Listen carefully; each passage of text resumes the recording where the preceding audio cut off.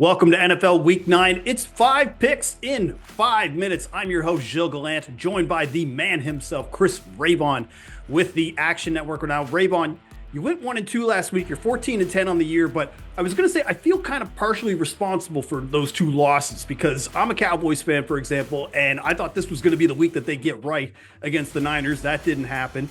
And then you should have won that Chicago game, but this improbable Hail Mary, and I end up cashing the anytime touchdown on Noah Brown as a result. So I just feel like we're going to have a nice rebound this week, and I wanted to apologize in advance. Hey, as long as somebody won something off that. And I'm actually happy for just the city of Washington. Just a feel-good moment for them after just years and years of misery. So can't be too mad. It's just a bet we move on to the next week. Yeah, no doubt. So we're going to rebound this week, like I said. But first up, if you want access to all of Action Pro projections, make sure to sign up for our annual subscription that is currently on sale. Access includes exclusive player prop picks from Sean Kerner and other members of the Action Analytics team. You'll also get access to exclusive expert articles, our best spread, money line, and total bets, and real ticket and money percentages.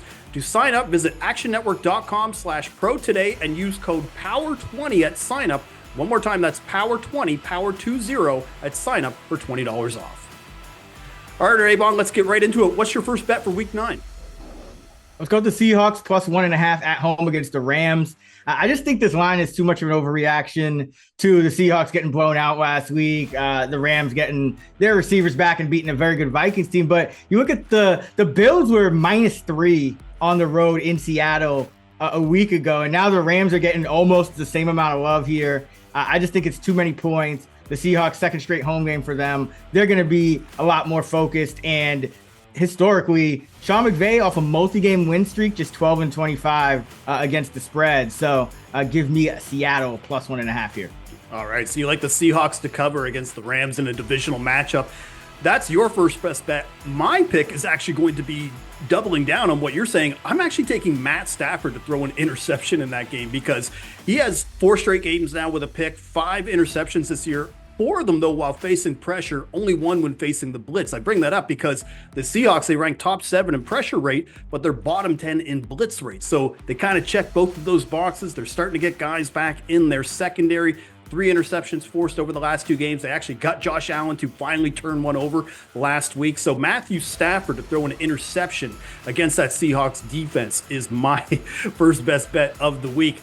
What's your next best bet, Chris? Let's go with the Eagles and the Jaguars. First half under 23.5. And, you might have heard by now the Eagles, they just kind of feel things out in the first quarter. No points scored in the first quarter for them.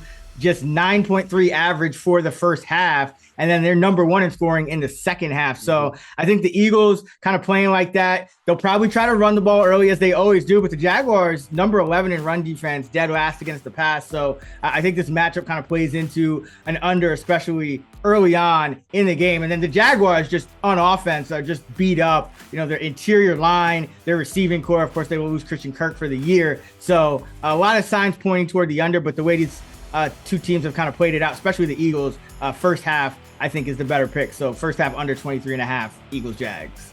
All right, so slow start by the Eagles, and of course this Jaguars offense has already been kind of a joke for the most part of this season.